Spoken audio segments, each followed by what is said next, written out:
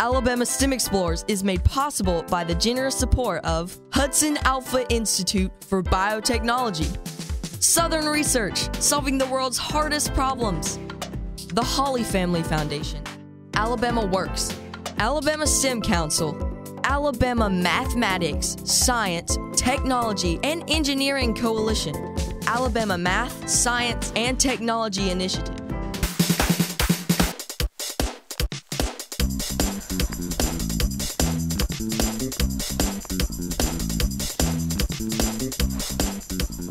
It's a long walk home, and this is definitely one heavy backpack.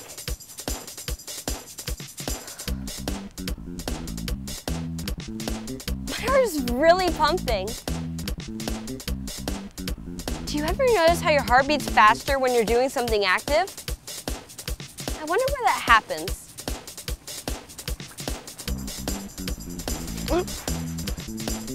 Let's find out.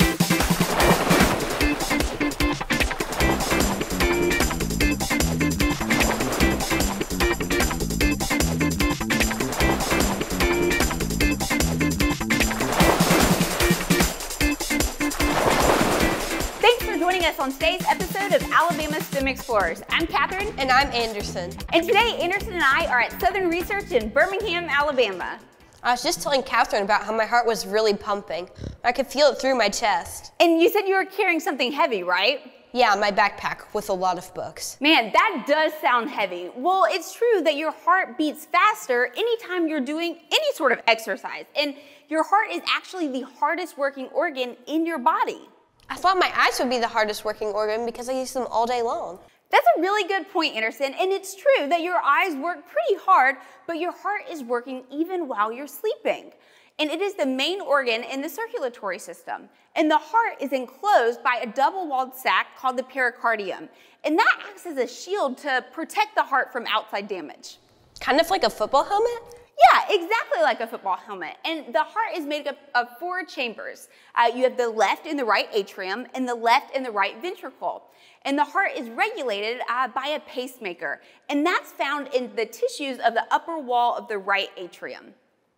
So, I don't understand how the heart actually beats. Yeah, so that beating is your heart pumping blood. And the heart is made up of 2 pumps. You've got one pump that receives blood, and then another pump that sends blood out to the rest of your body. Does that make sense?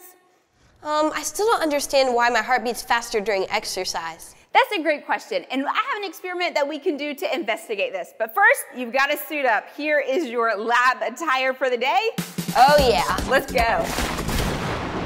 This doesn't look like a laboratory, and we're definitely not wearing lab coats. You're right, Anderson. And the cool thing about science and being a scientist is we don't always work in a laboratory. The world is our laboratory, and we can do experiments pretty much anywhere. And so today, that just so happens to be the Southern Research Gym. And so what we're going to do in the gym is we're going to calculate your resting heart rate, and then we're going to use some data from some exercises to calculate your target heart rate zone. So the first thing is first, you want to calculate your resting heart rate. The way that we are going to do that is we are going to measure your pulse. So take your second finger and your middle finger and put it on your neck next to your windpipe and start counting. And so to our viewers at home, you can calculate your heart rate too by doing just what Anderson is doing. And your heart rate is based on a 60-second or a 1-minute window, but you don't have to wait for 60 seconds. You can count in 15 or 20 seconds and then just multiply that number to get to 60. So what did you get, Anderson? I got 20. So 20 in 20 seconds would be 60. So your resting heart rate is 60 beats per minute. So what I want you to do now is I want you to hop up on this treadmill and we're gonna get to work. Are you ready? Yes, I'm ready. All right, so the first thing that we are gonna do is we are going to have you walk at a comfortable pace. And so we're gonna have you walk at 2 miles an hour. So 2 miles an hour? Yep, 2 miles an hour. So do you think your heart rate is going to increase at 2 miles an hour just walking steady pace? Probably not. Probably not. This is pretty easy, right? Right. All right, cool. All right, we'll let you walk. Yeah, we're walking down the street. We're walking down the street. All right, now we're gonna stop it, and now I want you to calculate or test your pulse count and tell me what that is. That is 30. 30. 30. Okay, so 30 times 3 would be? 90. 90. So you're walking, so as you were walking, that heart rate is 90 beats per minute. So one more thing I want you to do is I want you to hold these weights. You're gonna do the same exact thing. Nothing too fancy. You're gonna hold the weights by your side. We're gonna start you up, same speed. And do you think that holding weights while you walk is going to increase that heart rate? No, these aren't very heavy. Yeah, it's pretty easy, right? Like, I don't know, maybe it will, maybe it won't. We will see. So we're walking, We're walking. We're walking. Do a little dance. Okay, no, you're not dancing. We're just walking. Okay, all right, and now we're gonna stop that. And now I want you to check your heart rate, or check your pulse one more time. Okay. I'll take these. Thank you. Anderson is counting, and you guys can try this at home. You can do whatever kind of exercise you want. Maybe you want to do some jumping jacks. Maybe you want to do some push-ups. The world is your laboratory as well. What'd you get? 40. 40. Okay, so 40 times 3 is? 120. 120, so 120 beats per minute. So even though you might not have felt like you were doing any more like of an intense exercise, that extra weight was causing your muscles were having to work harder. And so anytime your muscles work harder, those muscles are going to need more blood and oxygen to flow to them. And that is, the heart has to pump that blood, so that's gonna make the heart have to work harder. Does that make sense? Yeah. We're gonna crank this bad boy up. And I want you to start working up a sweat. We're gonna get really, you're gonna get intense, all right? We're gonna, We're gonna try to like work out a lot. You're gonna get, crazy. Pump up the jam, pump it up. Why your feet are stomping? All right. Now come on down here. I want you to do some jumping jacks. All right, let's go. Chop, chop, chop. We're doing jumping jacks. All right, chop, chop, chop. All right, 1, 2, 3, let's go. All right, faster, faster. Turn around to the camera. Faster, faster. There you go. All right, we're doing jumping jacks. All right, good job, Anderson. And now you can stop. Let's take that pulse. Take that heart rate. Oh, you're tired, aren't you? I'm tired just watching you. So, all right, we're taking it. All right, counting. In 20 seconds, what'd you get? 60. 60. So 60 times 3 is? 180. 180. So 180 is after you've been working out for a long time. So what we're going to do now is we are going to do some fun math to see if that number fell within that target heart rate zone. So here we have, this is Liz. She works here at Southern Research, and she is going to help us plug in these values and do the math. And so your resting heart rate, do you remember what it was? It was 60 beats per minute. So we're going to have 60 beats per minute up there. Okay. All right, and now your max heart rate is based on your age. And so you just take 220 and then subtract how old you are. So Anderson is 12, so we subtracted 12. That gives us 208 beats per minute. So now that we have your max heart rate at 208 beats per minute, we can now calculate your heart rate reserve. And so the way that you do that is you take your max heart rate, so 208, you subtract out your resting heart rate, which is 60 beats per minute, and that is going to give you your heart rate reserve, which would be? 148. Perfect, yes, 148 beats per minute. And so now that we have the heart rate reserve, we can calculate your target heart rate zone. And we can start to compare that pretty high number that you got after all of those jumping jacks. So what was that?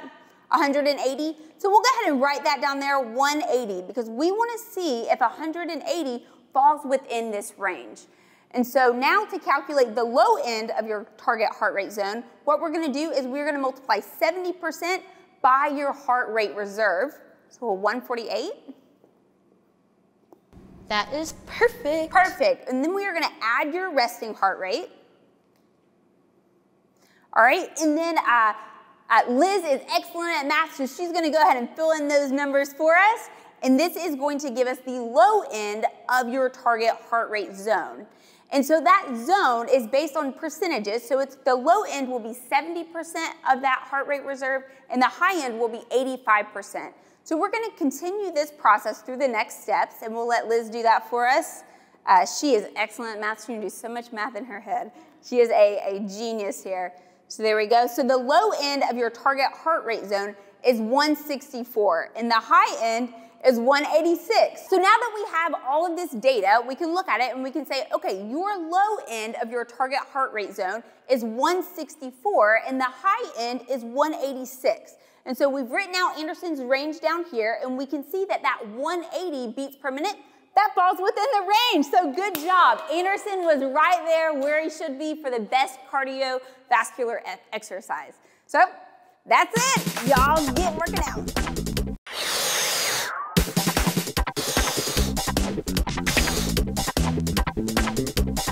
Hi, my name is Anna, and I was wondering, why do we have eyebrows? Eyebrows aren't just decorative. Eyebrows have two main purposes. One, to keep things like rain or sweat from rolling down your forehead into your eyes. And secondly, they can be used for communication. The muscles in your face and your eyebrow hair can help you make all kinds of facial expressions like surprise or angry. Some people can train their eyebrows to make all kinds of facial expressions. Who knew eyebrows can be so entertaining? Can you just raise one eyebrow?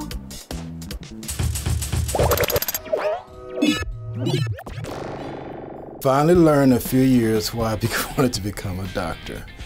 And it was my mom, this lady right here. So I was told when I was born that she would introduce me in her arms as, "This is my doctor." And so all of my life, I knew I wanted to be a doctor. I did not know why. And that's how I became a doctor. It was my mom. I was just a farm boy. I grew up on a farm. We raised pigs, we raised cows, but it was all basic stuff. So it really wasn't until I got into college that I really fell in love with chemistry. So I'm one of those people where the spark of anything didn't occur when I was little, but it was actually in college.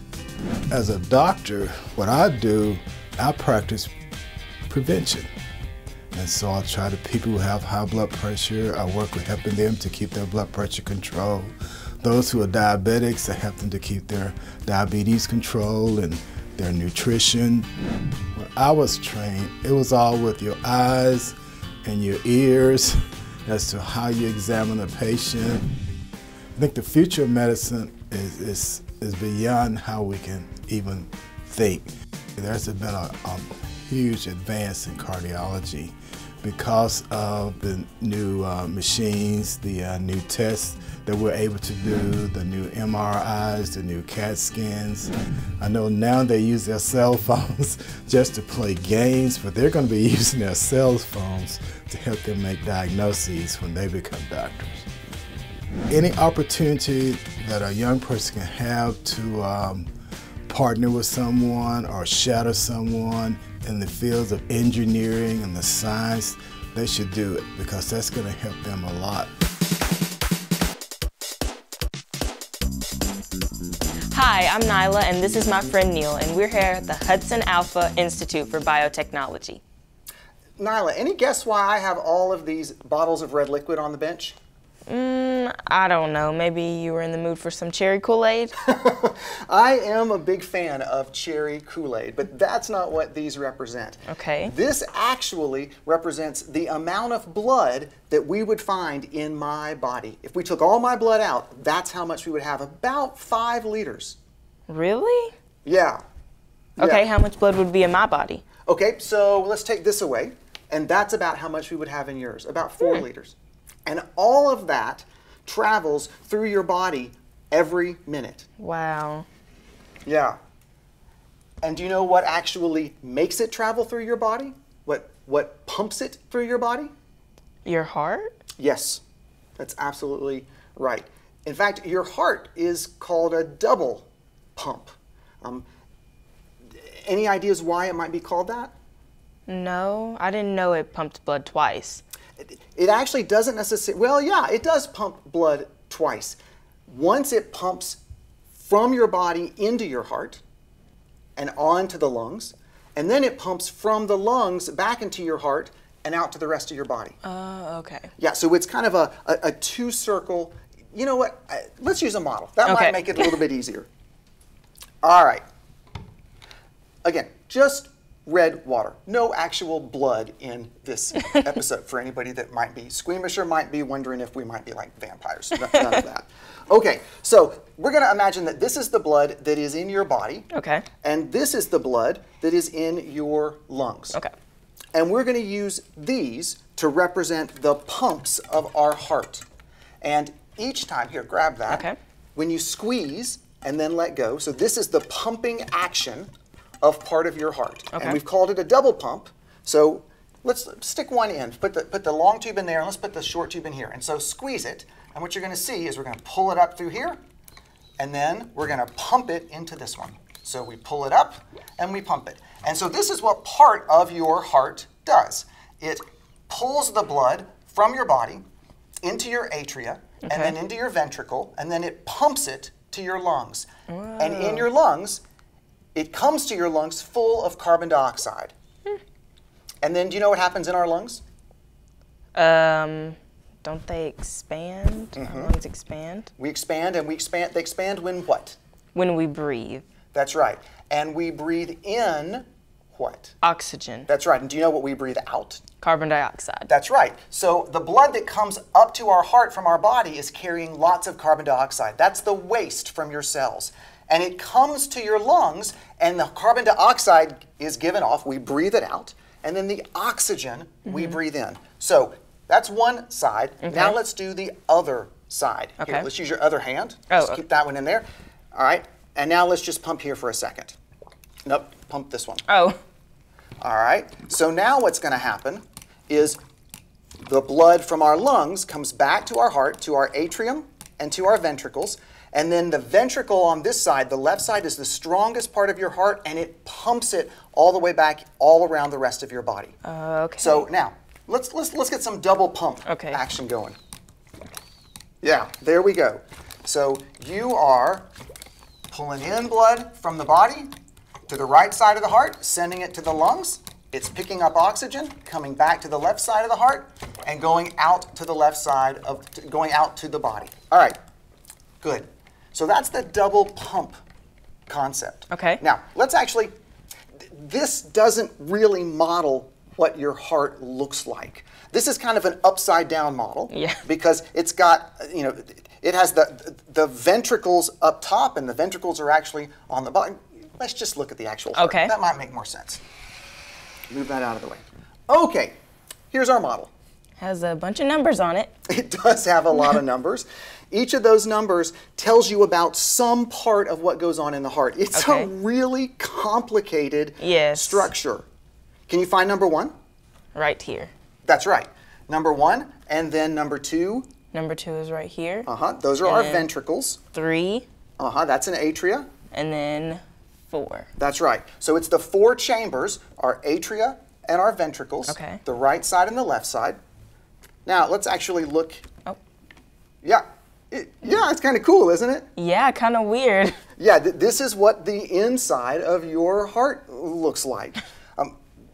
Except it doesn't have all those numbers on it if you actually look at the inside of your heart or my heart. But so, just like our double pump model, the blood comes from our body into the atria, down to the ventricle, the right ventricle. It goes out to the lungs, gets oxygen, comes back into the left atrium, down to the left ventricle, and then it gets pumped out to the body. Oh, okay. Any idea how fast that blood moves? I'm guessing I'm not sure. Are you a runner? No. I'm not either. I'm not either. But a fast walk is about 4 miles an hour. And that's how fast the blood moves through your body, at about that rate. So pretty quickly. Yeah. If we were to put all of the parts of your, all of your vessels, which is where the blood then travels through your body, all the veins and the arteries, if we were to take all those out and stretch them end to end, in you, that would be about 60,000 miles of vessels. Wow. We could circle the earth 3 times with all of the vessels that are in your body. Wow. Yeah, that's a lot of pieces. So when we did the pump, I don't know if you heard it, but there was kind of a clicking sound. Yes, when I you heard would press the pump. Your heart has a clicking sound as well. It has a rhythm. Loop dub, loop dub, loop dub. And those 2 sounds, the clicking sound is because there are valves in the pumps that close to keep the water from flowing backwards. Okay. Your heart has valves that close to keep the blood from flowing, say, back from your ventricles into your atrium. Okay. And so the lub-dub sound is the sound of those ventricles actually closing to keep the blood from flowing backwards. Okay. All right. Let's do one more activity. Before we started, we figured out that your heart beats at about 72 beats every minute. Yes. So every minute, lub-dub is happening 72 times. Let's figure out how many times your heart beats over the course of a day. Okay. All right. 72 beats per minute. How many minutes in an hour? 60. Okay. All right. So what are we going to do there? What kind of math do we need to do to figure that out? Would we add? 72 beats every minute, and there are okay. 60 minutes every hour. Multiply. Okay, so go on ahead and do that.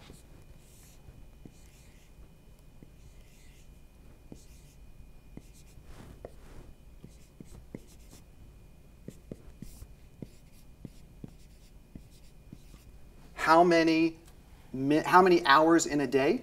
24. Okay.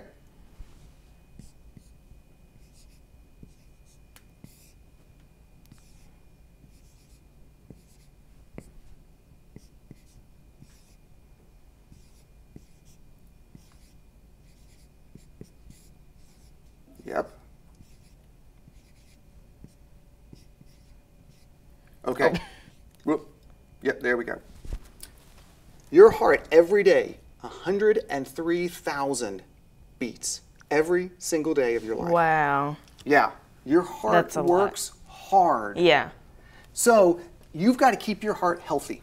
Exercise, good nutrition, getting good sleep, all those things to keep this lub-dub working throughout your entire life.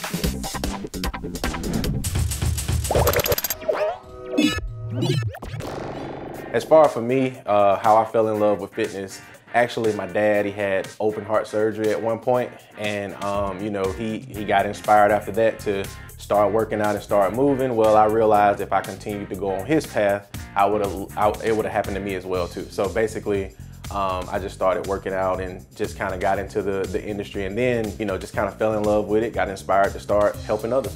Cardiovascular health is really important. Whether you're taking the stairs, you're doing the Stairmaster, treadmill, anything to get the heart pumping is really good.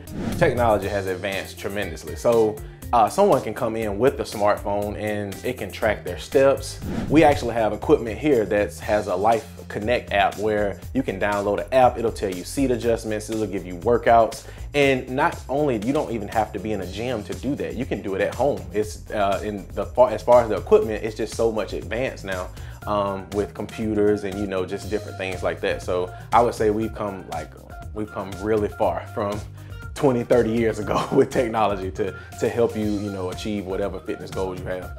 With being in this type of industry, it's so rewarding because you get a chance to see people from their starting point, and you get a chance to watch them grow. You build connections. It's so rewarding, and you're actually doing something positive for them. You're actually helping them feel better, helping them live better. And it's something that's just so priceless. And if I had to say something to a young person out there, I would tell them this field is a lot rewarding, just because whether it's, you know, Ann that's, you know, 51 that wanted to lose 30 pounds. And I remember having a conversation when I signed her up 3 months ago. Now, you know, she's lost the 30 pounds and she's telling me, Jacoby, I'm so happy that, you know, I walked into this gym and I was a part of her fitness journey. So that's so rewarding. Thanks for watching Alabama STEM Explorers. If you missed anything or you want to watch something again, you can check out our website at alabamastemexplorers.org. Maybe you have a question we could answer here on the show, and you might grab a cool t-shirt. Feel free to send us a video question or an email on our website, alabamastemexplorers.org. Thanks again for watching. We'll be back next week.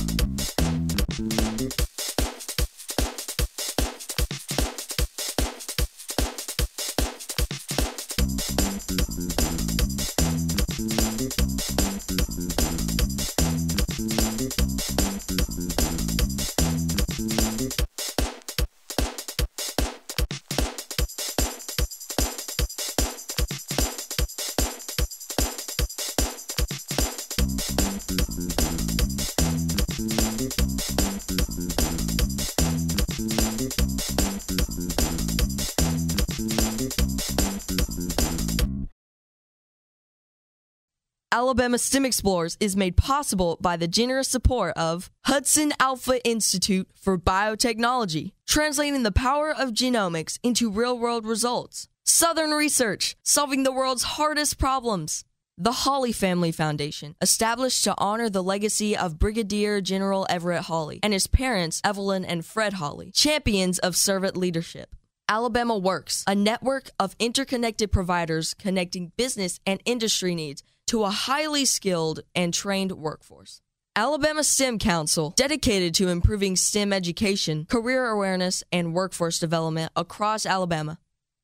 Alabama Mathematics, Science, Technology, and Engineering Coalition for Education, advocating for exceptional STEM education in Alabama. Alabama Math, Science, and Technology Initiative, the Alabama Department of Education's initiative to improve math and science teaching statewide.